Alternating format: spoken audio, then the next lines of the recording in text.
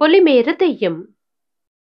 అనగనగా పాటలీపురం అనే ఒక అందమైన గ్రామం. ఆ గ్రామంలో నివసించే ప్రజలు వ్యవసాయాన్ని తమ జీవనాధారంగా మలుచుకున్నారు. అలా పగలంతా కష్టపడి పని చేసుకునే గ్రామస్తులు చీకటి పడే సమయానికి ఎక్కడి పనులు అక్కడ వదిలేసి తమ ఇళ్లలోకి వెళ్లిపోతారు. ఆ తరువాత మెల్లిగా చీకటి పడుతుంది. అప్పుడు ఊరి పొలిమేర వద్ద ఉన్న ఒక సమాధి నుండి ఘోష బయటకు రావడం మొదలవుతుంది. ఆ తరువాత ఊరంతా ఘోష వినిపిస్తూ ఎవరో తలుపు కొడుతున్నట్టు చప్పుళ్ళు వినిపిస్తాయి. అమ్మా, నాకు భయమేస్తుంది, లోపలకు ఎవరైనా వస్తారా? భయపడకు చింటూ, నేనున్నాను కదా, నీకేం కాదు. అలా ఊర్లో రాత్రంతా ఒక భయంకరమైన ఘోష అనేది వినిపిస్తుంది. దానికి కారణంగా చీకటి పడగానే గ్రామస్తులు ఎవరు కూడా ఊరి పొలిమేర దాటి వెళ్లరు. అదే విధంగా వేరే పనుల మీద వెళ్లిన వారు ఊరి పొలిమేర దాటి గ్రామంలోకి అడుగుపెట్టరు.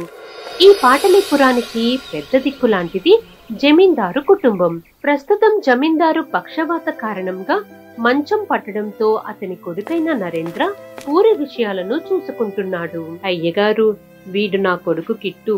నిన్న తాగడానికి డబ్బులు ఇవ్వలేదని నేను కష్టపడి దాచుకున్న డబ్బులు దొంగతనం చేశాడండి. మీరైనా వాడికి కాస్త అర్థమయ్యేలా చెప్పండి. కిట్టు, మీ అమ్మ చెప్తుంది నిజమేనా? అడుగుతుంది నిన్నే, సమాధానం చెప్పు. అవునయ్యా, నేను దొంగతనం చేశాను. మళ్ళీ ఇలాంటి తప్పు చేయనండి. నీ ఇంట్లో నువ్వు దొంగతనం చేశావంటే అది ఎంత సిగ్గుచెట్టు కిట్టు, ఒకసారి ఆలోచించు. నరేంద్ర కొన్ని మంచి మాటలు చెప్తాడు. ఆ తరువాత కిట్టుకి కొంత డబ్బు ఇచ్చి తల్లిని బాగా చూసుకోమని చెప్పి అక్కడి నుండి పంపేస్తాడు. అదే గ్రామానికి చెందిన ఒక కుర్రాడు కుమార్ ఆ ఊరి జమీందారు ఇంటి పక్కన ఉన్న అరెకరం స్థలంలో ఒక చిన్న ఇంట్లో నివసిస్తాడు. పాపం కొన్నేళ్ల క్రితం తల్లిదండ్రులు చనిపోవడంతో కుమార్ ఒంటరిగా బతుకుతున్నాడు. ఆ ఇంటికి కొద్ది దూరంలో ఒక దగ్గర కుప్పగా బూడిద ఉంటుంది. ఆ బూడిద అనేది ఎంత పెద్ద గాలి వీచినా, కోరున వర్షం కురిసినా అదే స్థలంలో ఉక్కేలా ఉంటుంది. కానీ కుమార్ ఆ విషయాలేవి పట్టించుకోడు. ఎరా కిట్టు, మొన్న మీ అమ్మ ఏదో తగువ పెట్టిందంట? అవునరా, ఆ రోజు దొంగతనం చేస్తూ మా అమ్మకి దొరికిపోయా. దాంతో చిన్నయ్య గారి ముందు నిలబెట్టేసింది. పోనీలే, డబ్బులేవో ఇచ్చారంట కదా. నా సంగతి పక్కన పెట్టు గాని, నువ్వు జీవితంలో ఏం చేద్దాం అనుకుంటున్నావు?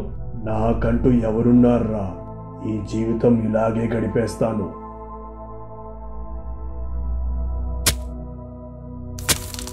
ఇద్దరూ మాట్లాడుకున్న తర్వాత తాము కొట్టిన కట్టెలు తీసుకుని అక్కడ నుండి సంతకు బయలుదేరుతారు. అలా సంతకు చేరుకుని కట్టెలు అమ్మగా వచ్చిన డబ్బులు తీసుకుని తమ ఇళ్లకు వెళ్లిపోతారు. ఈ విధంగా కుమార్ ఒంటరిగా తన జీవితాన్ని గడుపుతున్నాడు. ఇదిలా ఉండగా ఒకరోజు ఖైరా హిలాయి పర్వతాల మీద ఉండే కపాల మాంత్రికుని కలుస్తుంది. ఆ సమయంలో ఖైరా మాతా విగ్రహం పక్కన పుర్రెలో ఇమిడి ఉన్న ఖడ్గాన్ని గమనిస్తుంది. మాంత్రిక, గతంలో ఒకసారి అడుగుదామనుకున్నాను, ఎందుకని ఆ ఖడ్గం అక్కడుంది? ప్రస్తుతం అది ఒక మామూలు ఖడ్గం ఖైరా, కానీ ఆ ఖడ్గానికి శక్తిని ఇచ్చే ఒక మణి ఉంటుంది. మరిప్పుడు ఆ మణి ఎక్కడుంది మాంత్రిక? నాకైతే ఆ మణి ఉండే జాడ తెలియదు ఖైరా. ఒకవేళ నువ్వు మణిని తీసుకొస్తానంటే నేను నీకు సాయం చేస్తాను. ఇంకేం ఆలోచిస్తున్నావు ఖైరా? ఆ ఖడ్గం శక్తి ఏంటో తెలుసుకోవడానికైనా ఆ మణిని కనిపెట్టాలి. నువ్వు ఒప్పుకో ఖైరా. సరే మాంత్రిక, నేను ఆ మణిని కనిపెడతా. మంచిది ఖైరా, నేను ఆ మణి జాడను తెలుసుకునే ప్రయత్నం చేస్తాను. దానికి కొంచెం సమయం పడుతుంది. కపాల మాంత్రికుడు హిలాయి పర్వతాలకు నలుదిక్కుల వైపు వెళ్లి మట్టిని సేకరిస్తాడు. అలా సేకరించిన మట్టిని తీసుకొచ్చి జ్వాలాముఖి తాంత్రిక ముగ్గు మధ్యలో పెట్టి మాతను అభిషేకించే జలం పోస్తాడు. ఆ తరువాత కపాల మాంత్రికుడు దిక్కరి మంత్రం జపించడం మొదలు పెడతాడు. మరోవైపు పాటలీపురం గ్రామస్తులు రాత్రి అవ్వగానే తమ ఇళ్లలోకి వెళ్లిపోతారు. ఒకరోజు రాత్రి కోటయ్య భార్య ఉన్నట్టుండి కళ్ళు తిరిగి పడిపోతుంది. అప్పుడు కోటయ్య కంగారు పడి వైద్యులను తీసుకురావడానికి ఇంటి నుండి బయలుదేరుతాడు. భగవంతుడా, ఉన్నట్టుండి నా భార్యకు ఏమైందో ఏంటో నువ్వే కాపాడాలి స్వామి. కోటయ్య తన భార్య పరిస్థితి తలుచుకుని ముందుకు నడుస్తున్నాడు. ఆ సమయంలో ఘోష వినిపించడం మొదలవుతుంది. దాంతో కోటయ్య కంగారు పడి చుట్టూ చూస్తాడు. ఆ తర్వాత కాస్త ధైర్యం తెచ్చుకుని ముందుకు వెళ్తున్నాడు. అలా కోటయ్య ఊరి పొలిమేర వద్దకు చేరుకుంటాడు. నిజానికి వైద్యుని ఇల్లు పొలిమేర అవతల ఉండడంతో ముందుకు వెళ్లాలా వద్దా అనే ఆలోచనలో కోటయ్య నిలబడి ఉంటాడు. చివరికి ఒక నిర్ణయం తీసుకుని పొలిమేర అవతల వైపు అడుగు పెట్టగానే చేతిలో ఉన్న లాంతరు ఆరిపోతుంది. అప్పుడు ఒక్కసారిగా చుట్టూ ప్రశాంతత. కొన్ని క్షణాల తరువాత పొలిమేర వద్ద ఉన్న సమాధి నుండి స్వరం వినపడుతుంది. నా నుండి ఎవరు తప్పించుకోలేరు. ఎవరది మాట్లాడుతుంది? ఎవరు? ఆ సమయంలో సమాధి నుండి ఒక దెయ్యం బయటకు విడుదలవుతుంది. అప్పుడు కోటయ్య భయంగా దెయ్యాన్ని చూస్తున్నప్పుడు దెయ్యం అతని శరీరంలోకి ప్రవేశిస్తుంది. ఆ తర్వాత దెయ్యం ఆవహించిన కోటయ్య తిరిగి మళ్లీ ఊర్లోకి నడుస్తాడు. అలా వెళ్తున్న కోటయ్యకు ఒక గొడ్డలి కనిపించడంతో దాన్ని అందుకుని ముందుకు వెళ్తాడు. చివరిగా దెయ్యం ఆవహించిన కోటయ్య జమీందారు ఇంటి వద్దకు చేరుకుంటాడు.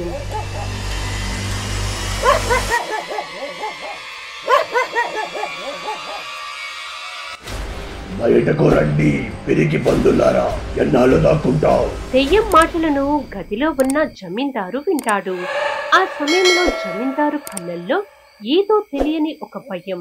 మరోవైపు దెయ్యం ఆవహించిన కోటయ్య అదే చోటులో నిలబడి కోపంతో అరుస్తాడు. సరిగ్గా మధ్యరాత్రి వేళ దాటగానే కోటయ్య అక్కడున్న ఒక రాయికి తల బాదుకుని చనిపోతాడు. అలా కోటయ్య చనిపోయిన తరువాత అతని శరీరంలో ఉన్న దెయ్యం బయటకు వచ్చి తిరిగి మళ్లీ పొలిమేర వద్ద ఉన్న సమాధిలోకి వెళ్లిపోతుంది. నా కోసమని రాత్రి బయటకు వెళ్లిన నా భర్త ఇలా శవంగా మారాడు.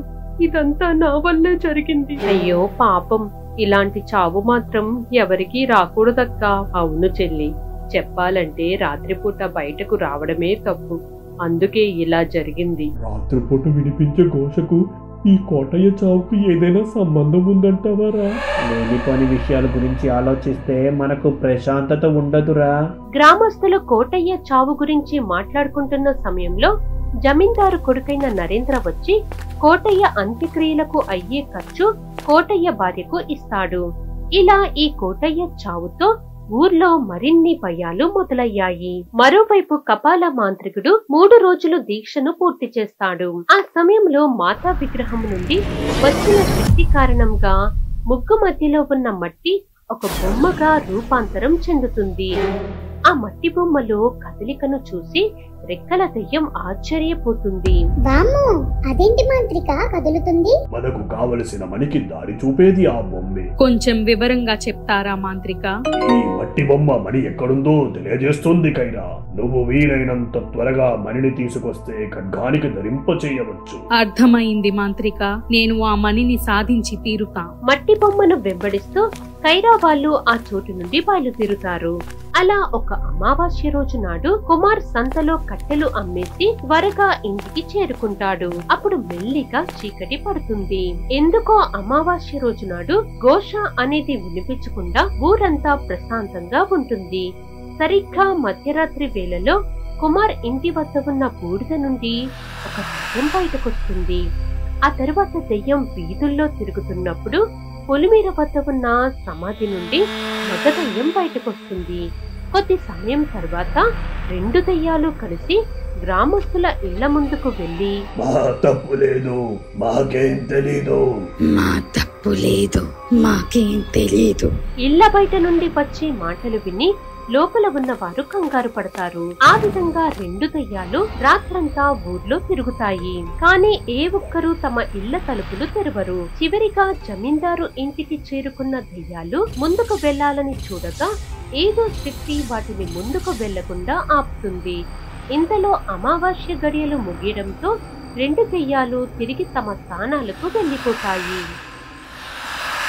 ఆ మణి దొరకడమేమో గాని ఈ మట్టి బొమ్మ మనల్ని భూగోళమంతా తిప్పేసేలా ఉంది. కాస్త ఓపికగా ఉండు బుజ్జి. నాకైతే వీలైనంత త్వరగా మణిని కనిపెట్టాలని ఉంది. కైరా అనుకున్నది అంటే ఖచ్చితంగా సాధించి తీరుతుంది. 2 రోజుల ప్రయాణం తర్వాత మట్టి బొమ్మ పాటలీపురం ఊరి పొలిమేర వద్దకు చేరుకుంటుంది. ఆ తర్వాత కపాల మాంత్రికుడు చెప్పిన విధంగా మట్టి బొమ్మ అక్కడ నుండి మాయమైపోతుంది. దాన్ని బట్టి మణి ఉండే చోటు అదేనని కైరాకు అర్థమవుతుంది. ఆ సమయంలో సమాధిని దాటుకుని కైరా ఊర్లోకి అడుగు పెడుతుంది. అప్పుడు కైరాకు కపాల మాంత్రికుడు చెప్పిన ఒక మాట గుర్తుకొస్తుంది. నువ్వు మణి ఉన్న ఊర్లోకి అడుగుపెట్టిన తరువాత నేను చెప్పే మంత్రం జపించడం వల్ల ఆ మణి ఉన్న చోటు తెలుస్తుంది. ఆ సమయంలో మణి ప్రకాశవంతంగా వెలుగుతుంది. అది నీకు సంకేతం. చూడు బుజ్జి, మనం చీకటి పడే సమయం వరకు ఎదురు చూడాలి. ఆ తర్వాత మనకు మణి జాడ తెలుస్తుంది. సరే కైరా, నేను ఈలోగా సరదాగా అలా ఊరి అందాలు చూసి వచ్చేస్తాను. రెక్కల దెయ్యం అక్కడ నుండి వెళ్లిపోతుంది. మరోవైపు కైరా ఊర్లో తిరుగుతున్న సమయంలో గ్రామస్తులు ఆమెను వింతగా చూస్తారు. అలా సమయం గడిచి చీకటి పడిన తరువాత కైరా ఒక చోటును ఎంచుకుని కపాల మాంత్రికుడు చెప్పిన మంత్రం జపించడం మొదలు పెడుతుంది. కల్ బల్ క్రియా దల్ పల్ క్రియా హరం హరం. కైరా మంత్రం చదివిన తర్వాత మణి కోసం వెతకడం మొదలు పెడుతుంది. ఆ సమయంలో ఊరంతా నిర్మానుష్యంగా ఉండడం కైరాకు ఆశ్చర్యాన్ని కలిగిస్తుంది. అలా కొద్ది దూరం ముందుకు వెళ్లిన కైరాకు కుమార్ ఇంటి పక్కన ఒక వెలుగు కనబడుతుంది. ఆ తరువాత వెలుగు ప్రభావం తగ్గి మణి కనిపిస్తుంది. వెంటనే రెక్కల దయ్యం ఆ మణి అందుకోవడానికి వెళ్ళగా ఏదో శక్తి రెక్కల దయ్యాన్ని దూరంగా వెళ్లి పడేలా చేస్తుంది. అయ్యో బుజ్జి, నీకేం కాలేదు కదా? ఆ మణిని తాకొద్దు కైరా, ఇక్కడ ఏదో శక్తి ఉంది. నువ్వు కాసేపు ప్రశాంతంగా ఉండు, అదేంటో నేను చూస్తా. కైరా ఆ మణిని తాకడానికి ముందుకు కదులుతుంది. ఎప్పుడైతే కైరా ఆ మణిని తాకిందో ఆమె కూడా దూరంగా ఎగిరి వెళ్లి పడుతుంది. ఆ సమయంలో కైరాకు ఒక ఘోష వినబడడం మొదలవుతుంది. ఆ సమయంలో కైరా తన శక్తులను గాల్లో ప్రయోగిస్తుంది. కానీ ఏ మాత్రం ప్రయోజనం ఉండదు. అసలు కంటికి కనిపించని శక్తితో పోరాటం ఎలాగా అని కైరా ఆలోచనలో పడుతుంది. కైరా, ఇదేదో మాయలాగా ఉంది. ముందు మనం ఇక్కడ నుండి వెళ్ళిపోదాం పదా అని రెక్కల దయ్యం కైరాను అక్కడ నుండి తీసుకుని వెళ్ళిపోతుంది. మరుసటి రోజు కైరా గ్రామస్తులతో గతంలో జరిగిన విషయాల గురించి అడుగుతుంది. ఆ సమయంలో కిట్టు ద్వారా 3 ఏళ్ల క్రితం కుమార్ తల్లిదండ్రులు చనిపోయిన విషయం తెలుసుకుంటుంది. ఆ తర్వాత కుమార్ ఉంటున్న ఇల్లు మణి ఉన్న చోటు ఒక్కటే అని కైరాకి అర్థమవుతుంది. ఎవరండి మీరు? నా పేరు కైరా. మీతో ఒక విషయం మాట్లాడవచ్చా? ఏంటో చెప్పండి. 3 ఏళ్ల క్రితం మీ తల్లిదండ్రులు చనిపోయారంట కదా. ఆ చావుల గురించి ఊర్లో ఒక్కొక్కరు ఒక్కొక్కలా చెప్తున్నారు. ఏం చెప్పి ఉంటారో బాగా తెలుసులే. వాళ్ళిద్దరూ దొంగలని చెప్పి ఉంటారు, అంతే కదా? అసలు వాళ్లకు ఏం జరిగిందో చెప్తావా కుమార్? కుమార్ తల్లిదండ్రులు ఇద్దరు ఎన్నో ఏళ్ల నుండి జమీందార్ ఇంట్లో పనిచేస్తున్నారు. వాళ్ళిద్దరికి కొడుకే ప్రపంచం. ఒకరోజు జమీందార్ ఇంట్లో నగల దొంగతనం జరుగుతుంది. దాంతో జమీందార్ కోపంగా ఉంటాడు. నగలు పోయిన ఆ రోజు గదిలో పనిచేసింది శేషయ్య అని తెలియడంతో జమీందార్ ఆ భార్యాభర్తలు ఇద్దరిని నిలదీస్తాడు. నిన్న ఇంటి వాసాలు లెక్క పెడతారా? సిగ్గు లేదా మీకు? మర్యాదగా నగలు ఎక్కడున్నాయో చెప్పండి. అయ్యగారు, నిజంగా మాకే పాపం తెలియదండి, మా మాటలు నమ్మండి. నిన్ను మాటలతో అడిగితే ఎందుకు చెప్తావురా? అయ్యా అయ్యా, మా ఆయన్ని కొట్టకండి. నిజంగా ఆ దొంగతనానికి మాకు ఏ సంబంధం లేదండి. మళ్ళీ మళ్ళీ అదే మాట చెప్తావు? జమీందార్ ఆ భార్యాభర్తలిద్దరి మీద చేయి చేసుకుంటాడు. సరిగ్గా 2 రోజుల తర్వాత బయట ఊరికి పని మీద వెళ్లిన కుమార్ ఊర్లోకి వచ్చేసరికి తన తండ్రి సమాధి ఊరి పొలిమేర అవతల కట్టబడి ఉంటుంది. ఆ విషయం తెలిసి కుమార్ చాలా బాధపడతాడు. అదే విధంగా తన తల్లి అవమాన భారంతో ఇంటి వద్ద మంటల్లో కాలి చనిపోయినట్లు గ్రామస్తులు చెబుతారు. కనీసం నా వాళ్ళ ఆఖరి చూపులు నాకు దక్కలేదు. బాధపడకు కుమార్, నేను వెళ్లి జమీందార్ని కలిసి వస్తా అని కైరా జమీందారు ఇంటి వద్దకు వెళ్తుంది. ఆ సమయంలో జమీందార్ ఇంటి చుట్టూ రక్షగా ఏవో ఉన్నట్లు కైరా గమనిస్తుంది. ఆ తర్వాత కైరా తన శక్తితో కుమార్ లాగా రూపాంతరం చెందుతుంది. దండాలయ్య గారు, ఎవరు నాయనా నువ్వు?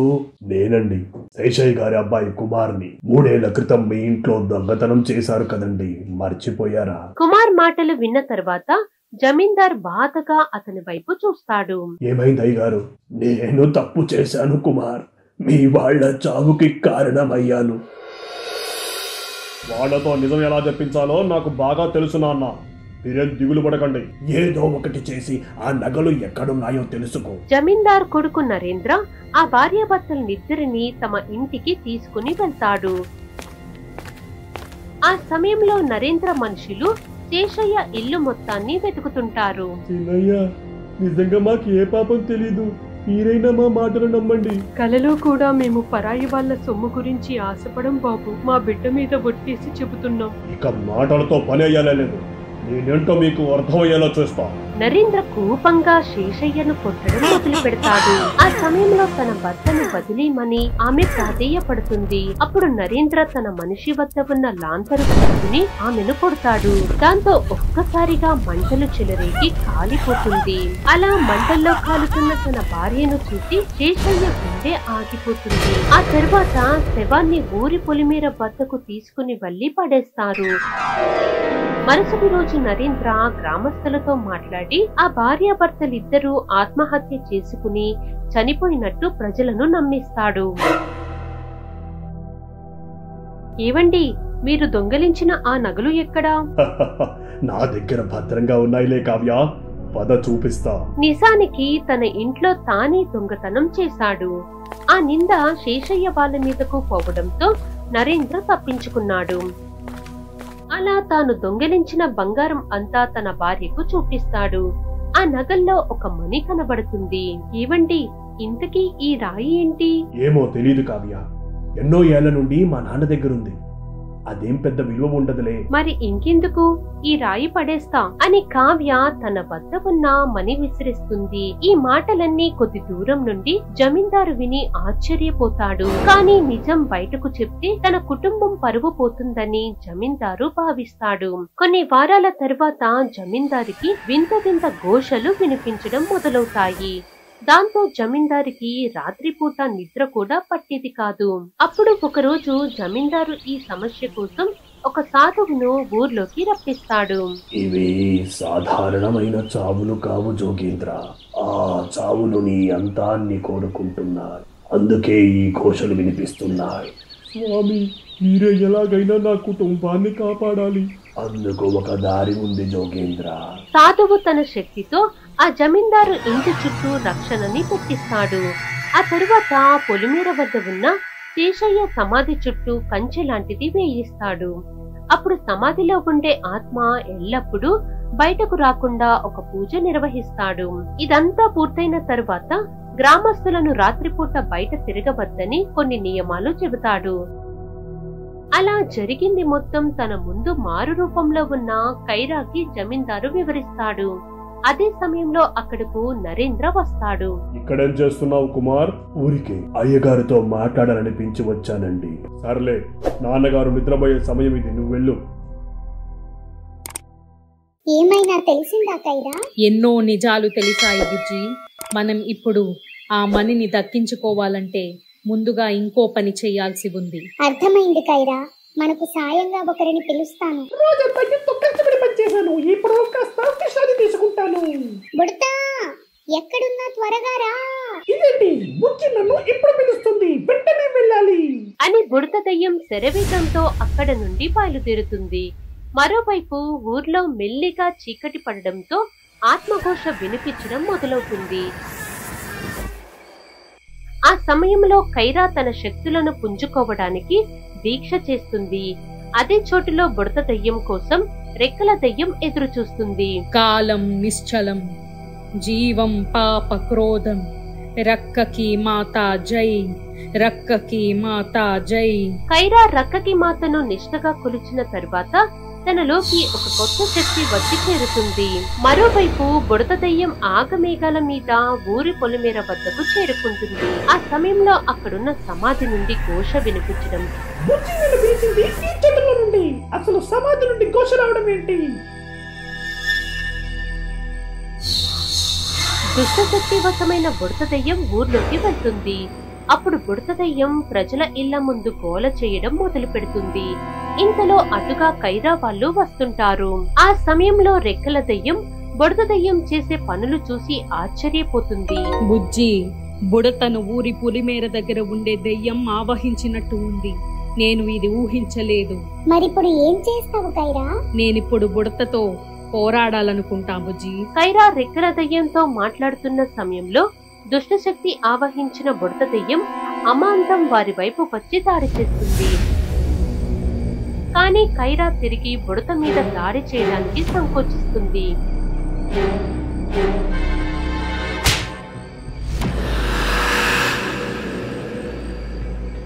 అసలు ఇక్కడ ఏం జరుగుతుంది బుజ్జి? నేను సాయం కోసం పిలిస్తే మొత్తం రచ్చ రచ్చ చేసావులే. మీరిద్దరూ ఊరి పొలిమేర వద్ద ఉన్న సమాధిలో నుండి ఎముక ముక్కను తీసుకురండి. సరే కైరా, ఈసారి ఏ పొరపాటు జరగదు, నువ్వు వెళ్ళు. నువ్వేనా మా ఆయనకు ఇబ్బంది కలిగిస్తుంది? మమ్మల్ని ప్రశాంతంగా ఉండనివ్వరు కదా? దొంగతనం చేసి దొరికిపోయారు. సిగ్గులేదా మీకు? మాటలు జాగ్రత్తగా రానివ్వు. అసలు మా గురించి నీకేం తెలుసు? తెలుసులే, మీ మాటలన్నీ అబద్ధాలే కదా. రెండు దెయ్యాలను రెచ్చగొట్టే విధంగా కైరా మాట్లాడుతుంది. మరోవైపు బుడత దెయ్యం వాళ్ళు చనిపోయిన శేషయ్య ఎముకను తీసుకుని వస్తుంటారు. అలా బుడత దెయ్యం కైరా వద్దకు చేరుకుని ఎముకను అందిస్తుంది. అప్పుడు కైరా శేషయ్య ఎముకను పట్టుకుని మంత్రాలు జపిస్తుంది. నన్నేం చేస్తున్నావు? వదులు, వదులు! కైరా ఆ శేషయ్య ఎముక సాయంతో ఎటూ కదలకుండా బంధిస్తుంది. నా భర్తను వదిలిపెట్టు. అసలు మా నుండి నీకు ఏం కావాలి? నేను మీకు ఒక నిజం చెప్పాలనుకుంటున్నా. అది మీ జీవితాలను చిన్నా భిన్నం చేసిన నిజం అని కైరా జమీందారు ఇంట్లో జరిగిన దొంగతనానికి కారణం ఎవరో చెబుతుంది. ఆ మాటలన్నీ విన్న తర్వాత దొంగతనం చేసిన నరేంద్ర తమ చావులకు కారణమయ్యాడని తెలిసి మరింత కోపంతో రగిలిపోతాయి. అప్పుడు కైరా మాట్లాడుతూ, మా చావులకు కారణమైన వాడు ప్రశాంతంగా ఉన్నాడు, కానీ మేము మాత్రం జీవితాంతం ఘోషిస్తూ ఉండాలా? మీకు పగ తీర్చుకునే అవకాశం ఇస్తాను. ఇదేదో నేను మీకు సాయం చేస్తున్నట్టు కాదు. ఒక దుర్మార్గుడి దురాశ వల్ల కుటుంబమే నాశనమైంది. మరి మేము ఆ ఇంట్లోకి ప్రవేశించేది ఎలా? అది నేను చూసుకుంటా. కైరా రెండు దయ్యాలతో కలిసి జమీందారు ఇంటి ముందుకు వెళ్తుంది. అప్పుడు కైరా ఒక దారిని సృష్టిస్తుంది. దాంతో రెండు దయ్యాలు ఆ దారి గుండా వెళ్లడం వల్ల చుట్టూ ఉండే శక్తులు వాటిని ఏం చెయ్యలేవు. అలా రెండు దయ్యాలు నరేంద్ర నిద్రపోతున్న గదిలోకి ప్రవేశిస్తాయి. అప్పుడు ఒక దయ్యం అతన్ని మంచం మీద నుండి పడేస్తుంది. దయ్యాలు, నన్ను కాపాడండి! ఎవరైనా నన్ను కాపాడండి! మమ్మల్ని అన్యాయంగా చంపేశావు కదరా, ఈ రోజు నిన్ను వదిలిపెట్టం. వద్దు, వద్దు, నన్ను చంపకండి. కావాలంటే అందరి ముందు నిజం ఒప్పుకుంటాను. నీ నిజంతో మాకు పని లేదురా. కోపంగా ఉన్న రెండు దెయ్యాలు నరేంద్ర ప్రాణాలు తీసేస్తాయి. ఆ తరువాత దెయ్యాలు కైరా వద్ద ప్రత్యక్షమవుతాయి. తమ పగ తీరినందుకు రెండు దెయ్యాలు లోకాన్ని విడిచి వెళ్లిపోతాయి.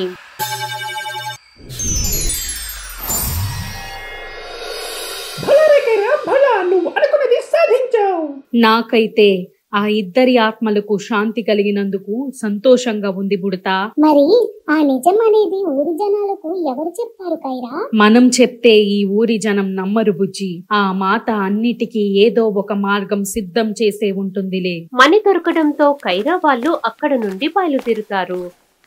ఆ తరువాత గదిలో శవంగా ఉన్న తన భర్తను చూసి భార్య ఆశ్చర్యపోతుంది. అప్పుడు విషయం తెలుసుకున్న జమీందారు గ్రామస్తులను సమావేశపరిచి 3 ఏళ్ల క్రితం జరిగిన విషయం గురించి చెప్పి క్షమాపణలు అడుగుతాడు. నిజం తెలిసి కూడా ఇన్నేళ్లు మౌనంగా ఉన్నాను. అందుకే ఆ దేవుడు నా బిడ్డను తీసుకుపోయాడు. ఆ శేషయ్యకు ఏ పాపం తెలీదు. ఇదంతా నా కొడుకు చేసిన పని. జమీందారు నిజం చెప్పడంతో కుమార్ తల్లిదండ్రుల మీద ఉన్న నింద పోయింది. ఆ రోజు నుండి రాత్రిపూట వచ్చే ఘోషలు ఆగిపోయాయి. దాంతో గ్రామస్తులు ప్రశాంతంగా తమ ఇళ్లల్లో నిద్రపోతున్నారు. అదే విధంగా కుమార్ నిజాయితీగా బ్రతకాలనుకుంటాడు.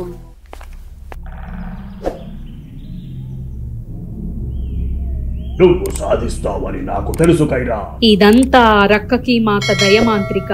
ఆ మణిని సాధించడం నాకు సంతోషంగా ఉంది. ఇంకెందుకు ఆలస్యం, వెంటనే ఆ మణిని ధరించండి. ఇదిగో కైరా, ఇది నీ సొంతం. నువ్వే ఖడ్గానికి ధరించు. ముందైతే ఆ మాటకు కైరా ఆశ్చర్యపోతుంది. ఆ తరువాత కపాల మాంత్రికుడు వద్ద నుండి మణి తీసుకుని అక్కడున్న ఖడ్గానికి ధరిస్తుంది. అప్పుడు పంచభూతాల శక్తులు ఆ ఖడ్గంలోకి వచ్చి చేరుతాయి. కష్టకాల సమయాల్లో ఆ ఖడ్గం నీకు సాయం పడుతుంది కైరా.